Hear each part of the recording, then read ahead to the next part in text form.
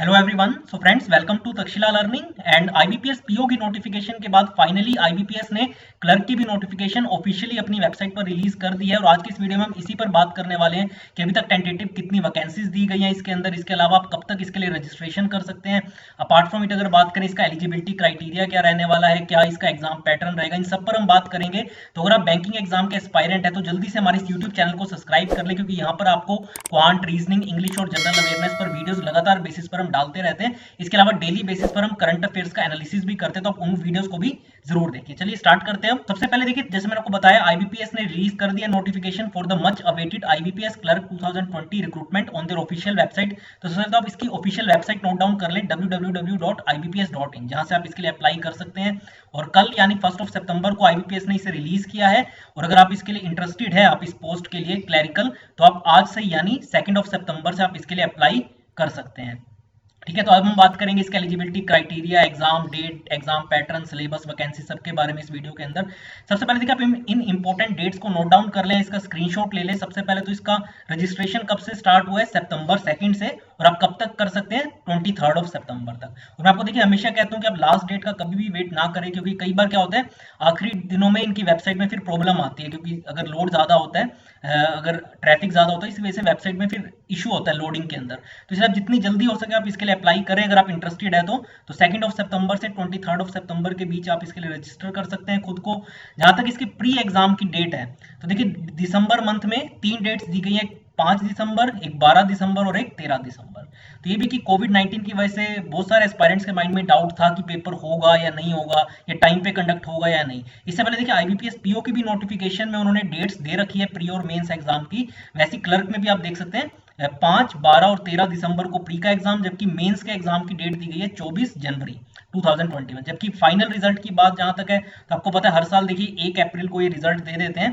ठीक है, तो फाइनल रिजल्ट अप्रैल में आएगा 2021 में, जबकि प्री और मेंस के एग्जाम की आप डेट नोट डाउन कर सकते हैं। बट सबसे इंपॉर्टेंट आप रजिस्ट्रेशन कर लें 23 सितंबर से पहले पहले।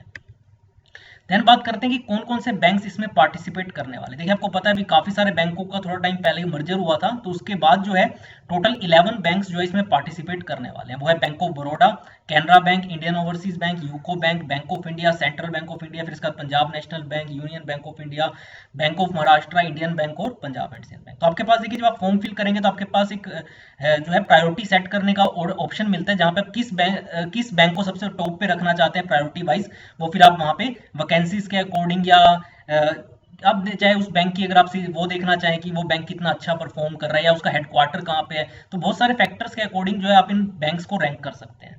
इनमें से देखिए कुछ ऐसे भी बैंक्स हैं जिनका कहा जा रहा है कि शायद ये फ्यूचर में इनको प्राइवेटाइज कर दिया जाए, और इसी वजह से देखिए जो है बैंक्स के मर्जर की वजह से इस बार जो वैकेंसीज है वो काफी कम है as compare to previous years. इस बार सिर्फ 1555 वैकेंसीज जो है अभी तक टेंटेटिवली दी गई है। ये देखिए आगे चल के बढ़ेगी, बट इतना भी नहीं। देखिए मैक्सिमम आप मान के चले 2,500-3 हजार से ऊपर ये वैकेंसीज नहीं बढ़ सकती। ये भी देखिए मैं बहुत ज्यादा बता रहा हूँ, ठीक है ना। इससे पहले देखिए जहाँ पे देखिए 12,000 या 15-15 हजार तक भी वैकेंसीज होती थी, बट ये है कि मर्जर की वजह से जो है ये वैकेंसीज लगातार जो है पिछले 4-5 सालों में आप देखेंगे लगातार डिक्रीज हो रही हैं। तो इस बार 1555 वैकेंसीज अभी तक जो है 11 पब्लिक सेक्टर बैंक्स ने रिपोर्ट करी हैं, जो कुछ टाइम बाद देखिए फाइनल जाने तक कुछ बढ़ जाएंगी। और अगर बात करें इसका देखिए डिटेल आपको हमारी वेबसाइट पे जाना पड़ेगा, अगर आपको पूरा ब्रेकअप चाहिए ना स्टेट वाइज वैकेंसीज का, क्योंकि देखिए इसमें आपको स्टेट वाइज ही आप एलिजिबल रहते हैं, क्योंकि इसमें आपको जिस भी स्टेट से आप अप्लाई कर रहे हैं वहां की लोकल लैंग्वेज आनी चाहिए। तो आप देखिए आप हमारी वेबसाइट पे जाएंगे तो वहाँ पे आपको पूरी टेबल मिल जाएगी, जहाँ पे स्टेट वाइज हमने बताया कि किस स्टेट से कितनी वैकेंसीज है। अब अगर हम बात करें एलिजिबिलिटी क्राइटेरिया की, तो देखिए हर साल की तरह इस बार भी एलिजिबिलिटी क्राइटेरिया वही है। जहां तक एज लिमिट की बात है तो 20 से 28 साल होनी चाहिए, और किस दिन तक ये कैलकुलेट की जाएगी एज, 1 सितंबर 2020 तक। ठीक है, इसके अलावा आपको रिलैक्सेशन मिल जाता है 3 साल का, अगर आप ओबीसी नॉन क्रीमी लेयर से आते हैं, एससी एसटी से है तो 5 साल का, और अगर आप पर्सन विद डिसेबिलिटी कैंडिडेट है तो आपको 10 साल का इसमें रिलैक्सेशन मिल जाएगा इस एज लिमिट के अंदर। इसके अलावा अगर मैं जनरल कैटेगरी के लिए बात करूं तो candidate must have been born not earlier than 2 सितंबर 1992 एंड नॉट लेटर देन 1 सितंबर 2020। सॉरी 2000, ठीक है। तो ये बेसिकली दोनों ही डेट्स इंक्लूसिव, और इनके बीच में अगर आपकी डेट ऑफ बर्थ है यानी 2 सितंबर 1992 और 1 सितंबर 2000, अगर इनके बीच में या इन दोनों डेट्स को भी अगर हम इंक्लूड कर लें, अगर आपकी इनमें से डेट ऑफ बर्थ है तो आप डेफिनेटली इसके लिए अप्लाई कर सकते हैं, आप एलिजिबल है अगर एज वाइज बात करें तो। देन अगर बात करें आपके पास देखिए ग्रेजुएशन आप होना जरूरी है कि आप ग्रेजुएट हो।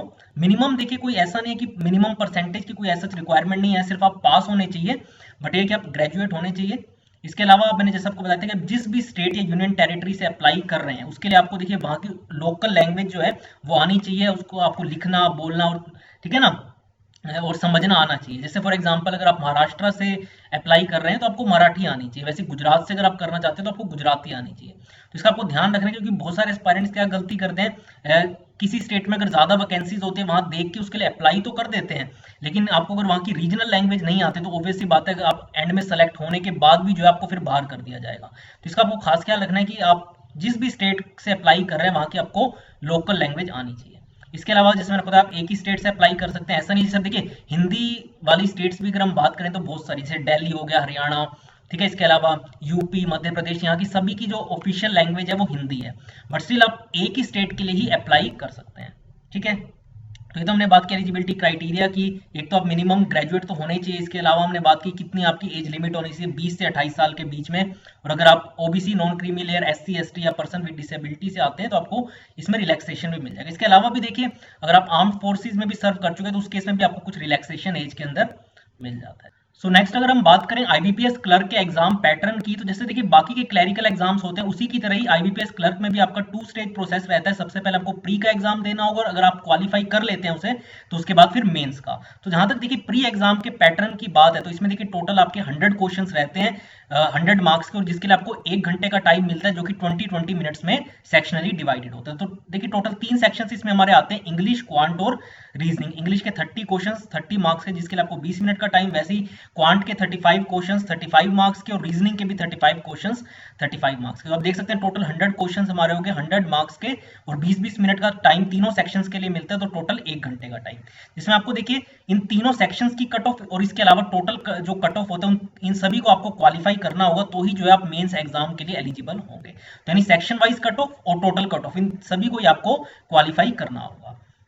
फिर जहां तक मेंस एग्जाम की बात है तो देखिए मेंस एग्जाम में आपके 4 सेक्शंस रहते हैं, रीजनिंग एबिलिटी के साथ साथ आपका कंप्यूटर एप्टीट्यूड इसमें ऐड हो जाता है, इसके अलावा क्वांट तो रहता ही है, इंग्लिश भी, और इसके अलावा एक और सेक्शन जो ऐड हो जाता है इसमें वो है जनरल और फाइनेंशियल अवेयरनेस, जिसमें आपको तो देखिए करंट अफेयर से रिलेटेड काफी क्वेश्चंस आते हैं, खासकर पिछले 3 से 6 महीने के करंट अफेयर्स की अगर हम बात करें। इसके अलावा बैंकिंग से रिलेटेड जितनी भी न्यूज होती है वो सब आपके इसमें क्वेश्चंस बनते हैं। तो यहाँ पे आप ब्रेकअप देख सकते हैं, यहाँ पे भी आपका सेक्शनल टाइमिंग है। रीजनिंग और कंप्यूटर एप्टीट्यूड की जहां तक बात है तो 50 क्वेश्चन 60 मार्क्स के, जिसके लिए आपको 45 मिनट्स का टाइम मिलता है। क्वांट की 50 क्वेश्चन 50 मार्क्स के, अगेन 45 मिनट्स का टाइम। जहां तक बात है जनरल और फाइनेंशियल अवेयरनेस के 50 क्वेश्चंस के लिए आपका 50 मार्क्स का रहता है, और इसके लिए आपको 35 मिनट्स का टाइम, जबकि इंग्लिश के 40 क्वेश्चंस 40 मार्क्स के, इसके लिए भी आपको 35 मिनट्स का टाइम मिलता है। यानी 2 सेक्शंस के लिए 45 मिनट का टाइम, जबकि बाकी के 2 सेक्शंस के लिए 35 मिनट का टाइम। तो देख सकते हैं टोटल हमारे हो गए 190 क्वेश्चंस 200 मार्क्स के, और टाइम अगर आप टोटल ऐड कर देंगे तो 160 मिनट्स हो गए, ठीक है। जिसमें आपको सभी सेक्शंस को जो है स्पेसिफाइड टाइम लिमिट में कंप्लीट करना होगा, जितने भी आप क्वेश्चन सोल्व कर पाते हैं उस टाइम में। इसमें देखिए इंटरव्यू आपको पता है, मैंने आपको बताया कि पीओ के केस में आपका को मेंस के बाद इंटरव्यू देना होता है, जबकि क्लर्क के केस में आपको कोई इंटरव्यू नहीं देना होता। जो भी आपके मेंस में मार्क्स आएंगे, सिर्फ मेंस की मैं बात करूं, प्री एक बार बस आपका क्वालिफाइंग होता है, अगर आप प्री क्वालिफाई कर लेते हैं तो उसके बाद आपके प्री के नंबर नहीं जुड़ते, सिर्फ मेंस के ही बेसिस पर आपकी जो मेरिट लिस्ट है वो प्रिपेयर होगी, ठीक है। और आखिरी में अगर हम बात करें कि क्या नेगेटिव मार्किंग रहती है, तो डेफिनेटली देखिए इसमें आपकी नेगेटिव मार्किंग रहती है। For each question for which a wrong answer has been given by a candidate 1/4 या 0.25 of the marks assigned to that question will be deducted as penalty, ठीक है। तो आपको ये ध्यान रखना है क्योंकि खासकर क्या होता है इंग्लिश और जनरल अवेयरनेस जो हमारे 2 सेक्शन है, इसमें बहुत सारे एस्पायरेंट्स ज्यादातर जो है गेस वर्क करते हैं, तो ये देखिए बैकफायर भी कर सकता है क्योंकि इसमें नेगेटिव मार्किंग भी है, तो इसका आपको ध्यान रखना है। और आखिरी में अगर बात करें इसके एप्लीकेशन फीस या इंटीमेशन चार्जेस कितने हैं, तो देखिए इसके लिए अगर आप एससी एसटी या पर्सन विद डिसेबिलिटी कैटेगरी से बिलोंग करते हैं तो आपको 175 रुपीज इसकी फीस देनी पड़ेगी, जबकि बाकी सभी कैटेगरीज के लिए चाहे वो जनरल हो गया, ईडब्ल्यूएस हो गया या ओबीसी भी हो गया, उसके लिए आपको 850 रुपीज एज अ फीस देनी पड़ेगी, ठीक है। तो ये कुछ इंपॉर्टेंट चीजें थी जो मैंने आपके साथ डिस्कस कर ली है। कि इस बार वैकेंसीज की जहां तक बात करें तो अभी तक टेंटेटिवली 1555 वैकेंसीज है, जो कि देखिए पहले के सालों से बहुत कम है।